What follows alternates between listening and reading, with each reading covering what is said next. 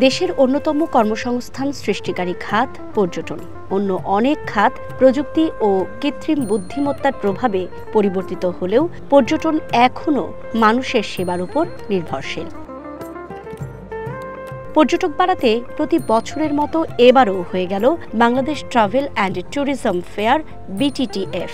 রাজধানীর শেরেবাংলা নগরের বাংলাদেশ চীন মৈত্রী সম্মেলন কেন্দ্রে ৩ দিনব্যাপী এ মেলার আয়োজক tour operator association of Bangladesh TOAB। আগে ইন্ডিয়াতে অনেক জায়গা দেখার মতো আছে, ইন্ডিয়া ভিসা দিচ্ছে না, তাহলে ওই রকম বাজেটে আমরা আশেপাশে আর কোথায় যেতে পারি? তখন আসতেছে নেপাল, ভুটান, শ্রীলঙ্কা, মালদ্বীপ আর থাইল্যান্ড, মালয়েশিয়া, এগুলো যাদের যাওয়া হয়ে গেছে তারা এখন ওইটাতে যেতে চায় না। তো একটা নতুন জায়গা দেখা, নতুন সম্পর্কে অভিজ্ঞতা অর্জন করা, এটাই উদ্দেশ্য।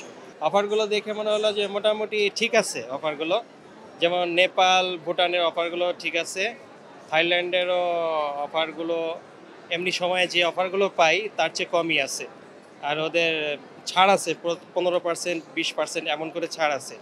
মেলায় অংশ নেয় 120টি দেশি বিদেশি সংস্থা ও প্রতিষ্ঠান, বিমান সংস্থা, tour operator, travel agency, hotel, resort, আর্থিক প্রতিষ্ঠান সহ ছিল 220টি স্টল ও 20টি প্যাভিলিয়ন। মেলা উপলক্ষে এসব প্রতিষ্ঠান তাদের পণ্য ও সেবায় দিয়েছে নানা ছাড়। ইউজুয়ালি আমাদের package tour starts at 99, but এখানে আমরা ফেয়ার উপলক্ষে 30,000-এর একটা আমরা দিয়েছি, ডিসকাউন্ট দিয়েছি। 69-এ মস্কো সিটিতে সে যেতে পারবে। 4 নাইটসের একটা ট্যুর আছে যেখানে আমরা 3 স্টার আর 4 স্টার হোটেল দিচ্ছি। যারা ফ্রেশ পাসপোর্ট আছেন তারা থাইল্যান্ড, তার মালদ্বীপ, শ্রীলঙ্কা, নেপাল এই দেশগুলো ঘুরতে পারছেন। সো এইগুলো আমাদের গ্রুপ 20 জন 40 জনের গ্রুপ থাকে। তারপর যাদের এক দেশ ভিজিট আছে তারা থাইল্যান্ড, সিঙ্গাপুর, মালয়েশিয়া এই দেশগুলোতে আমরা দিচ্ছি। বাজেটের ভিতরে 1 লাখ টাকার ভিতরে আপনি 3 দেশ ঘুরতে পারতেছেন। আমরা হোটেল, টিকেট, তারপর হচ্ছে ট্রান্সফার, ব্রেকফাস্ট এগুলো দিয়ে থাকি। লাঞ্চ এবং ডিনারটা থাকে না, তো স্বল্প খরচের মধ্যে আমরা 2 দেশের একটা ট্রাভেল আইটিনারি রেডি করে আমরা এখানে দিয়েছি। বর্ষা সিজনে দেখেন টাঙ্গার শহরে মানে না গেলে সে নিজেকে মনে করতেছে যে সে আলাদা সোসাইটি থেকে আলাদা হয়ে যাচ্ছে। সাজেক তেমন, সেন্ট মার্টিন তো খোলার জন্য মানুষ মুখিয়ে আছে। সো আমাদের হয়তো কিছু সীমাবদ্ধতা আছে, কিন্তু র্যান্ডমলি বাংলাদেশে অনেক মানুষ ঘুরতেছে। মালয়েশিয়া, শ্রীলঙ্কা, নেপাল, মালদ্বীপ সহ 12টি দেশের প্রতিনিধি ও পর্যটন খাতের দেশি বিদেশি 2000-এর বেশি ব্যবসায়ী অংশ নেন এবারের মেলায়। ট্রাভেল মেম্বাররা এবং অথেন্টিক যারা বিভিন্ন অপারেটর আছে তাদেরকে আমরা আমাদের এই ট্যুরিজম ফেয়ারে তাদেরকে স্টল নেওয়ার জন্য উদ্বুদ্ধ করি।